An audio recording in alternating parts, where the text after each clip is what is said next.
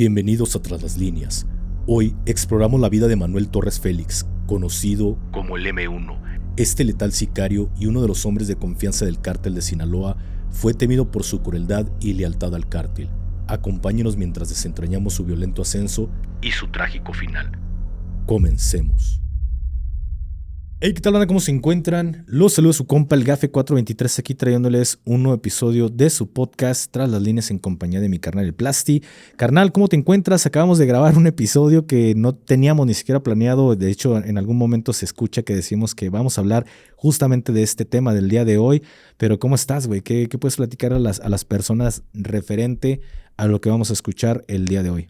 Bien, Gafe, nos encontramos bien. Fíjate que ahorita que estaba analizando toda la historia de este personaje, me doy cuenta que Culiacán, Sinaloa, todos estos lugares donde actualmente se está llevando una ola de violencia, han pasado estas situaciones en otros momentos. Por ejemplo, lo van a escuchar más adelante en este video, pero también cuando se llevó a cabo este conflicto con los Beltrán Leiva, también se vivió una ola de violencia fuerte en aquel estado, y ahorita lo estamos viviendo actualmente otra vez porque se lleva una disputa dentro de esta organización de Sinaloa, porque recordemos que Sinaloa no es una persona, esta organización no son varias personas, es una familia, son familias que controlan toda esta organización, son varias familias con poder, unas con menos poder, unas con más, o que conocemos más nosotros, pero ahorita es por lo que se lleva una ola de violencia. Ha habido momentos en la historia de aquel estado donde también se han llevado muchas olas de este tipo de violencia en organizaciones. Pues mira, ya para iniciar con el episodio del día de hoy, cabe aclarar que no hay mucha información acerca de cómo fue su infancia, a qué se dedicaba previo. Hay muy pocos datos. Hay muy pocos datos, como la gran mayoría de capos importantes, que es casi nula la información, y en casi la gran mayoría de todos siempre empieza su historia a partir de que entran a este mundo de lo ilegal. Pero vamos a escuchar un poco más, lo poco que hay, quién fue este personaje desde su inicio hasta su caída, y pues sin más, vamos a iniciar con este video. Manuel Torres Félix, conocido como el M1 o el Ondeado, nació el 28 de febrero de 1958 en Cozalá, Sinaloa. Desde joven, Manuel estuvo inmerso en el mundo del narcotráfico, siguiendo los pasos de su hermano Javier Torres Félix, un prominente miembro del cártel de Sinaloa. Con el tiempo, Manuel se convirtió en un sicario temido y uno de los operadores cercanos a Ismael El Mayo Zambada, ganándose la reputación de ser implacable en la guerra contra los cárteles rivales. Gafe, como lo acabas de comentar antes de empezar ya con estos bloques, hay muy poca información, se desconoce qué fue a lo que los orilló a llevar esta vida, pero esta persona, el M1 o el Ondeado, como se le conocía, empezó su vida criminal en el año de 1990 junto a su hermano Javier Torres Félix. Empezaron dentro de estas organizaciones como simple gatilleros, empezaron siendo un simple sica dentro de la organización, que más bien su líder era el famoso Cochiloco. Servían a esta persona, a los encomiendas que se le daban, eran lo que ellos hacían, pero lo que destacó al Ondeado o al M1 fue su nivel de entrenamiento. Se habla, porque les digo, no hay mucha información, pero se habla que tenía entrenamiento militar. Ojo, no fue militar, pero tenía entrenamiento militar y era muy hábil en el uso del armamento. Por eso fue que se fue destacando de entre los demás gatilleros de esta organización, y se fue ganando poco a poco la confianza del Cochiloco, pero también de una de las piezas importantes de esta organización, que era Ismael El Mayo Zambada. Junto a su hermano se fueron ganando la confianza de todos ellos, y es aquí, en el año del 2008, cuando terminan recibiendo más ese voto de confianza con la detención del Cochiloco y el inicio de un conflicto que iba a empezar esta organización. Terminan dándole su propio brazo armado a estos dos hermanos. Sabemos que tiempo después a su hermano Javier Torres Félix, termina siendo detenido por las autoridades y únicamente se queda liderando este brazo armado, el M1 o el ondeado, carnal. Así es. Fíjate que en el caso del M1 es de esas pocas excepciones, esos pocos personajes dentro de la historia, ya saben, de la ñaña aquí en México. Son de esas pocas personas que empezaron desde lo más bajo y terminaron estando en lo más alto. Y fíjate, el nivel de preparación y el nivel de importancia dentro de esta organización que llegó a tener, que estamos hablando que él no pertenecía a una familia importante de Sinaloa.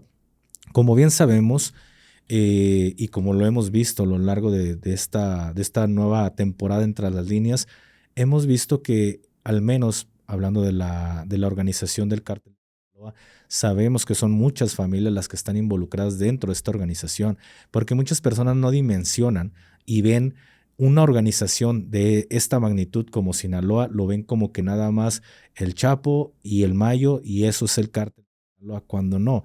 La realidad es que la organización interna dentro de o la estructura dentro de esta organización termina siendo muchas familias que consolidan un cártel.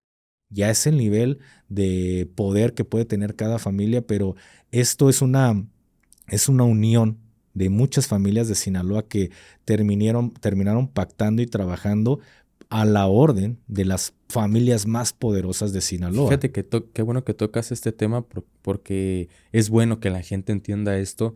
Se habla que actualmente estos conflictos que se viven internamente dentro de esta organización fue porque hubo una reunión de estas familias donde se iba otra vez a dividir el poder entre todos y una persona de las importantes de esta organización no asistió y las demás familias lo vieron como un insulto para ellos y únicamente no es el conflicto entre los menores y los del sombrero. O sabemos que esas familias que no son tan conocidas o no, porque importantes son, más bien no son... Que no les gusta estar exactamente. Bajo el reflector. Gracias por la palabra, Gafe.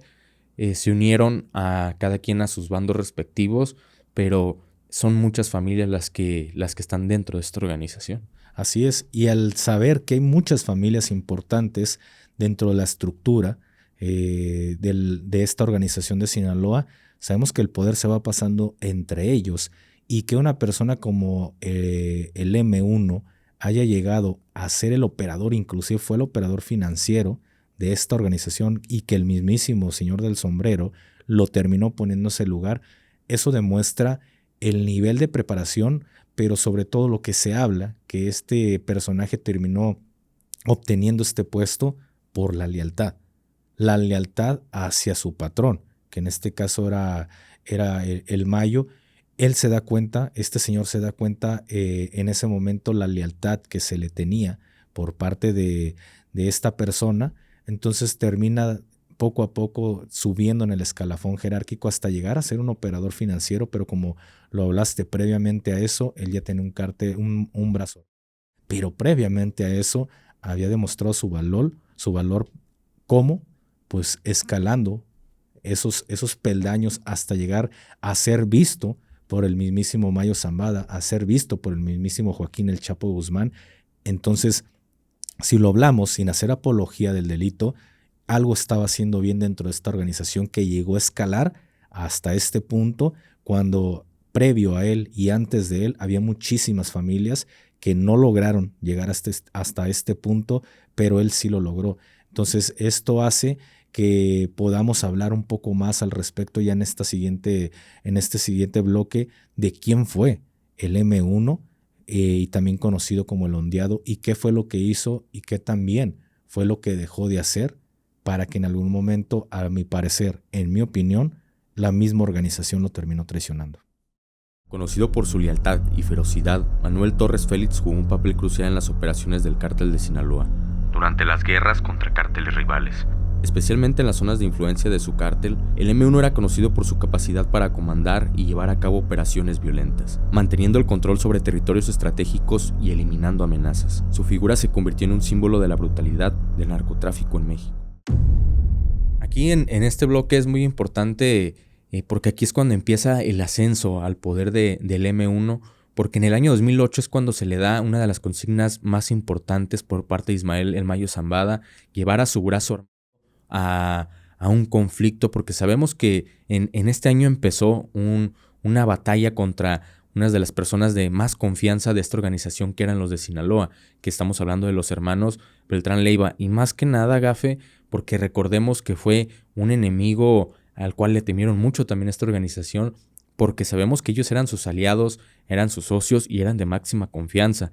Y ellos sabían cada uno de los movimientos de esta organización, dónde estaban casas de seguridad, dónde estaban las familias de los capos, de personas importantes dentro de esta organización. Entonces era un enemigo muy temido. Y Ismael El Mayo Zambada, que sabía y que le tenía toda la confianza al M1, le dio esta encomienda de combatir a la organización de los Beltrán Leiva. Ellos, aquí es cuando empieza el error y por lo cual se gana el famoso apodo del ondeado. Ellos pensaron que metiéndose con su familia, que a uno de sus familiares, él iba a retirarse de este negocio porque le temían. Los hermanos Beltrán Leiva le temían porque sabían de lo que era capaz, porque ellos presenciaron cuando se les dieron algunas encomiendas a él o a su hermano, sabían el nivel en el que podían, más bien el nivel de violencia que ellos podían generar. Y pues lastimosamente, porque a veces pues sabemos que los hijos es lo más importante que tiene uno, le terminan asesinando a su hijo en una emboscada y terminan dejando herida también a su hija de 4 años que pudieron salvarla, no tuvo heridas de gravedad, pero en emboscada es donde su hijo pierde la vida y aquí es donde el M1 se termina desatando, se termina convirtiendo en una persona y empieza con una rivalidad ya no por encomienda de sus patrones, sino personal, por venganza en contra de los hermanos Beltrán Leiva, carnal. Así es cuando comienza su vendetta personal en contra de esta organización, porque como bien lo dices, una vez que se lleva a cabo esta traición por parte del cártel de Sinaloa, porque estamos hablando que gran parte de lo que vemos en la actualidad, a la fecha que estamos grabando este video, ha sido consecuencia de una serie de actos o decisiones malas en su momento, no solo del cártel de Sinaloa, porque si nos vamos al origen, sabemos que una mala decisión que tomó en su momento el cártel de Guadalajara en contra de Enrique Kiki Camarena desató lo que hoy en día poco a poco hemos estado viendo, pero también el hecho de que el cártel de Sinaloa quisiera controlar todo el país y pactara a base de sobornos y a base de amenazas, pactara con el gobierno federal durante la administración del presidente Felipe Calderón Hinojosa, de la mano del entonces secretario de Seguridad Pública, este superpolicía llamado Genaro García Luna, que esto no hay nada comprobado, pero pues el buen entendedor, pocas palabras, y no hay peor ciego que el que no quiere ver, para darse cuenta que el gobierno federal pactó en su momento, esa administración pactó en su momento con el cártel de Sinaloa para entregarle todo el poder, porque como la intención inicial de esta organización y del gobierno federal era crear una sola organización bajo que tuviera al mando todo el país, a una organización del crimen organizado que ellos pudieran controlar. Esta era la idea inicial, pero justamente cuando dentro de Sinaloa se dan cuenta que Arturo Beltrán Leiva está siendo, pues si lo vemos de esta forma, un estorbo para esta organización, ya que como bien lo sabemos, Arturo Beltrán Leiva fue esta persona que llevó a cabo la gran mayoría de relaciones y que se hizo de grandes aliados, de grandes amistades a nivel, a los 3 niveles de gobierno, llámese municipal, estatal o federal, tuvo muy buenas relaciones. Fue algo que empezó a incomodar a estos mandos de Sinaloa, a estas familias más importantes, como lo era en su momento Joaquín El Chapo Guzmán, Ismael El Mayo Zambada, Ignacio Nacho Coronel, pero también Arturo Beltrán Leiva, eran de las personas más importantes dentro de esta estructura llamada el Cártel de Sinaloa. Pero para muchos de ellos empezaron a ser un problema porque sabían de antemano que Arturo Beltrán Leiva era quien más relaciones tenía en su momento y quien más amistades y quien era quien pagaba los sobornos y quien era quien se reunía con la gran mayoría de políticos. Una cosa es que tú puedas llegar a ser un líder, que no tienes este tipo de reuniones, a que tú mandas a alguien, mandas un emisario, pero ese emisario termina obteniendo buenas relaciones al nivel federal, estatal y municipal. ¿Qué es lo que ocurre? En algún momento se dan cuenta que Arturo Beltrán Leiva estaba siendo ya un problema para la organización. Se toma esta decisión de traicionar a Arturo Beltrán Leiva, también conocido como el Barbas, y esto es lo que desata esa guerra interna dentro del cártel de Sinaloa, ahora con esta nueva organización llamada los Beltrán Leiva. Pero la primera operación que se hace para atacar y demostrar que se venía una guerra fue justamente la emboscada y el asesinato del hijo del M1, que como tú bien lo mencionaste, esto fue lo que desata esta vendetta, esta venganza dentro de, o se toma personal, la muerte del hijo del M1, pero también que terminó herida la pequeña de 4 años en su momento, es lo que desata esta guerra. Y el M1 lo toma muy personal en contra del Barbas porque se metió con su familia, y es ahí cuando él, al tomarlo de una forma muy personal, pues empezaron a salir un poco de control, que inicialmente esto le favoreció. Le termina favoreciendo a Joaquín El Chapo Guzmán, le termina favoreciendo al Mayo Zambada, le termina favoreciendo a Nacho Coronel, porque sabían que tenían la capacidad para destrozar a lo que en ese momento era su enemigo, o ellos creían que el M1 tenía esa capacidad para derrocar y terminar con el cártel de los Beltrán Leiva. Y esto, por algún momento, le resultó bien a la organización del cártel de Sinaloa, pero llegó un momento en el cual terminó convirtiéndose en un problema para la misma organización del de Sinaloa, que fue justamente por lo que se dice que el Barbas le termina poniendo este apodo del ondeado, porque se dice que se terminó ondeando con este tema, que se terminó picando tan que ya no pensaba en otra cosa más que en la venganza. Y esto en un inicio termina siendo favorable para la organización, pero llega un punto en el que termina siendo un problema que más adelante vamos a abordar, pero sabemos que el nivel de operaciones que estaba realizando este personaje iba de la mano no solo con lo que viene siendo él y su brazo armado. Sabemos que en algún momento termina cooperando con otros brazos armados de esta organización del Sinaloa, porque como bien lo mencionamos, son muchas familias y todas las familias tienen ese brazo armado que protege a esa familia. Es como una escolta con un empresario o con un político. En este caso son brazos armados que cuidan a toda una familia, y en algún momento este elemento o este personaje llamado el M1 termina llevando una buena relación operativa con uno de los brazos armados más importantes del Sinaloa, que eran los Antrax, de la mano del chino Antrax. Entonces,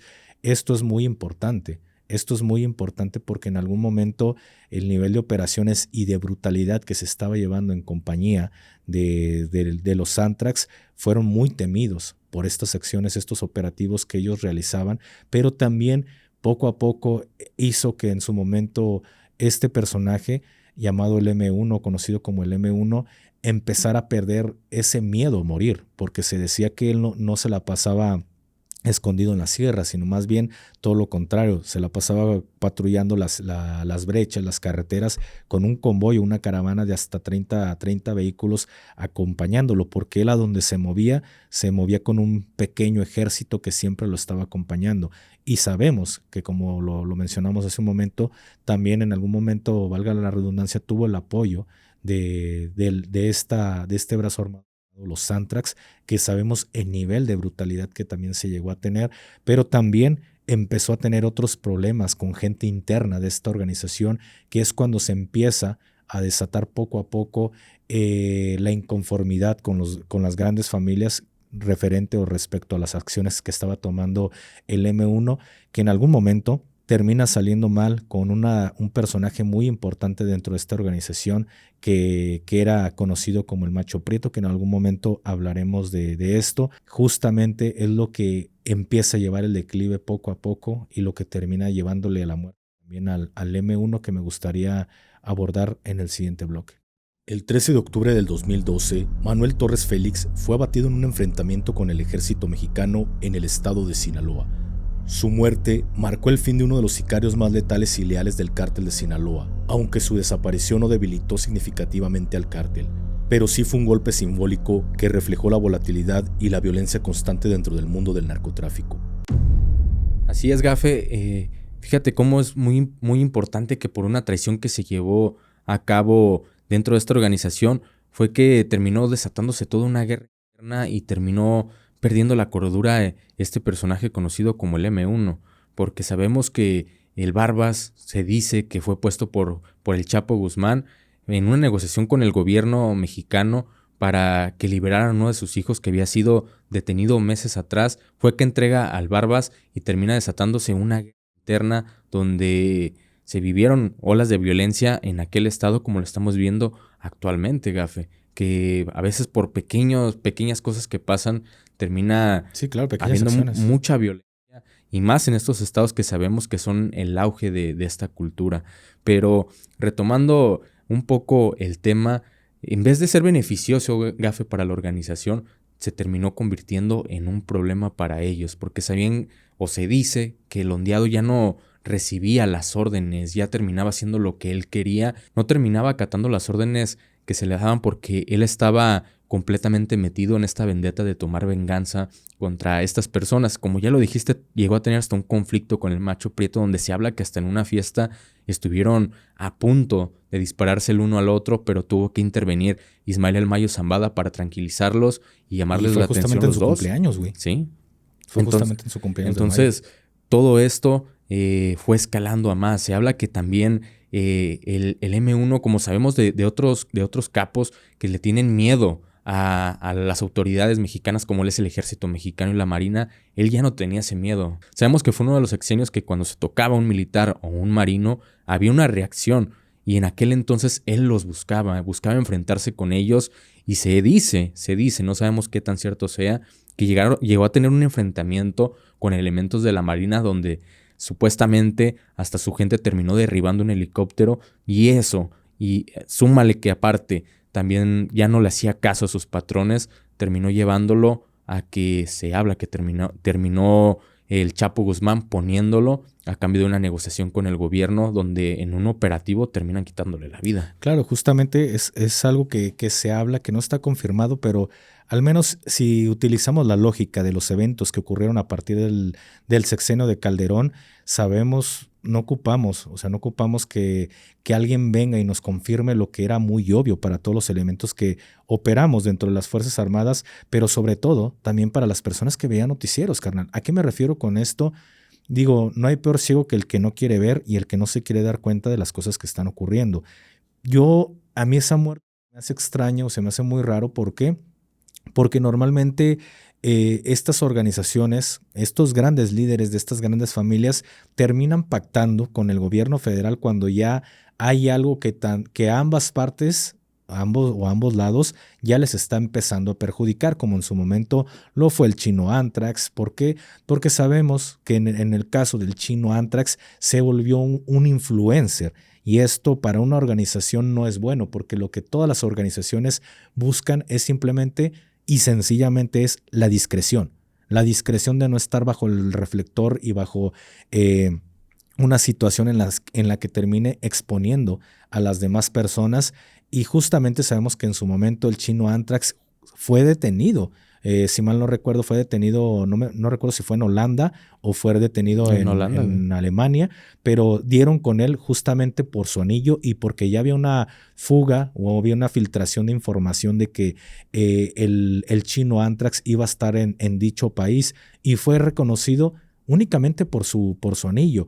Pero sabemos que dentro de esta organización ya empezaba a ser un lastre el chino Anthrax, porque ya estaba empezando a mostrar esta vida de opulencia únicamente para redes sociales, para darse a conocer los lujos con los que ellos o con los que él vivía, y justamente termina siendo un problema para esta organización, que optan por terminar entregando a este personaje. Y lo mismo pasa con el M1. Al ser un buen elemento y un elemento muy leal y que daba buenos resultados, llega a ese punto en el que, justamente como en algún momento el Barbas termina llamándolo el ondeado, se termina agarrando de un tema para poco a poco perder esa claridad y esa lucidez en su cabeza, en el sentido de decir, hay límites. Hay límites en los cuales ya puedo terminar perjudicando a la organización. Y una vez que terminas perjudicando a la organización, es muy seguro que te va a entregar, ya sea con el gobierno federal o ya sea con la contra, que la gran mayoría de veces pasa con el gobierno federal. Pero desgraciadamente, digo, esto es la información que se tiene, tanto del gobierno federal como de terceros o fuentes de terceros, que normalmente estas fuentes terminan siendo de personas que están dentro de la organización, que esto se habla, que como en algún momento ahorita lo comentaste, se habla y se dice que tiene un enfrentamiento con elementos de la Secretaría de Marina, en el cual hay una gran probabilidad que esto sea cierto, que les terminan hasta derribando un helicóptero a la Secretaría de Marina. Digo hay una probabilidad porque yo nunca lo escuché, y estamos hablando que esto fue durante el sexenio de Calderón, que todo se ocultaba. Imagínate si esto pasó, el problema en el que se termina metiendo el M1. Y nuevamente, se dice que en el sexenio de Calderón la Marina termina trabajando para el cártel del Golfo, mientras que el ejército mexicano trabajaba directamente para el cártel de Sinaloa. Entonces imagínate tú siendo uno de los líderes de esta organización y saber que uno de tus elementos ya calentó la plaza con una organización, perdón, con una institución con la cual tú no tienes power, que no es el ejército mexicano. Imagínate cómo les termina calentando la plaza. Y en este caso se habla que también no distinguía de uniformes ni de color de unidad. Me refiero a que no le importaba si era el ejército o era la marina. Él se daba en la madre por amor al arte, o sea, le tiraba plomo y se agarraba enfrentamientos con ellos y después se pelaba, porque esto era lo que hacía. Se agarraba a balazos con ellos y después buscaba la forma para pelarse, porque se dice que siempre se la pasaba en esta comunidad de Oso Negro, gracias, se la pasaban en este lugar que era donde él se escondía, y él conocía muy bien estas rutas de escape dentro de la sierra. Oso Viejo. Oso Viejo. Gracias por esa corrección. Entonces se habla que también este era su modus operandi. Se agarraba o se enfrentaba contra las autoridades federales y después huía por la sierra. Entonces hay esta información, no sabemos qué tan real sea, pero que tanto el Chapo Guzmán como el Mayo Zambada terminan entregando al ejército mexicano a este personaje, porque lejos de ser un buen actor, me refiero en el sentido para el cártel, terminar convirtiéndose en un lastre que le está generando muchos problemas, tanto con organizaciones rivales como con el gobierno federal, y más hablando en el tema de que pues se sabe que se tenía pacto con el ejército, y lejos de relajar el pedo porque tienes pactos con ellos o con el ejército, terminas calentando la plaza, que es justamente cuando se hace un operativo de gran envergadura por parte de las autoridades federales, que en este caso fue el ejército mexicano, que terminan cercando este poblado de Oso Viejo para dar con el paradero del M1, lo que le termina costando la muerte. Creo que de mi parte, para terminar con este tema, esto no se sabe si es cierto o no, porque termina siendo como estos rumores que siempre toman cierta relevancia y cierta importancia, pero se dice que él, al verse perdido y ver que era el ejército mexicano y que ya estaba sitiado por completo, termina dándole la orden a sus gatilleros que se mezclen con la comunidad y desaparezcan, porque él sabía lo que le esperaba. No sabemos si él lo buscó por mucho tiempo de esta forma. Yo creo, Gafe, como un vikingo, güey. Perdón, morir en un enfrentamiento, ¿no? Que te interrumpa. Yo creo que a lo mejor él, al ver que llegó el ejército mexicano, que iban a ser los que lo iban a batir, se dio cuenta que hasta sus patrones ya lo habían dejado solo. Exactamente. Sabía que ya no tenía el escape, porque ya no tenía el respaldo ni de la organización, y ya tenía el ejército encima, que es lo que le termina costando la vida en ese momento al M1. Pero el M1, esto hay que reconocer que fue de esos grandes que dejaron historia dentro del mundo del narcotráfico, narcotráfico, porque aquí justamente hablamos de estas hazañas y para bien o para mal, no se trata de hacer jamás apología del delito, pero también no puedes denigrar ni degradar las cosas que han hecho muchas personas, que la gran mayoría de estos grandes señores del narco, estos grandes personajes de este mundo, muchos de ellos venían de cosechar esta plantita verde en las sierras de Sinaloa o aledañas y terminaron siendo personajes muy importantes dentro de este mundo ilícito aquí en México. Entonces simplemente hablamos este tema con el mayor de los respetos, pero sin querer caer en la apología del delito y verlos como héroes, pero no se busca eso, simplemente contar una historia, contar historias que se han perdido o se han olvidado por el pasar de los años. Y por qué no hablar de el M1, o también conocido como el ondeado, que hasta la fecha, hasta la actualidad, se le siguen haciendo corridos, a pesar de que ya han pasado más de 6 años, o me atrevería a decir, creo que hasta más de 10 años de la caída del ondeado. La muerte de Manuel Torres Félix, el M1, fue un recordatorio de la vida breve y violenta de aquellos inmersos en el narcotráfico en México. Aunque su legado fue de terror y crueldad, su caída es solo una pieza para el complejo rompecabezas de la guerra contra el narcotráfico en México. Fíjate, Gafe, que a mí me gustan este tipo de temas porque creo que todos llegamos a conocer la historia o llegamos a escuchar de estos capos o estos lugartenientes, como lo fue en su caso el M1, pero nadie conoce su historia. Creo que hasta muchos llegaron a cantar su corrido que se le hizo, pero nadie conocía lo que había detrás de él. Entonces es bueno saber las historias de todos estos capos porque aprendes un poco de la historia de cómo es que lo lograron y a qué se debió su caída. Pero sin más, amigos, agradecerles por habernos acompañado a lo largo de todo este video. Recuerden que las redes sociales de su servidor y del buen Gafe estuvieron apareciendo en todo momento. También están aquí ancladas a la caja de descripción, y si nos siguen preguntando ahí por el grupo de Telegram, también lo van a poder encontrar aquí abajo, el grupo de Tras las Líneas, donde se sube todo el contenido sin censura.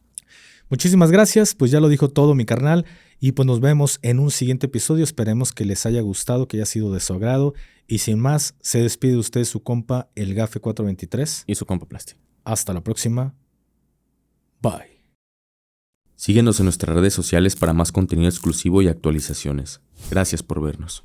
Si te ha gustado este video, no olvides suscribirte, darle like y compartirlo. Seguiremos trayendo historias como esta en Tras las Líneas. Hasta la próxima.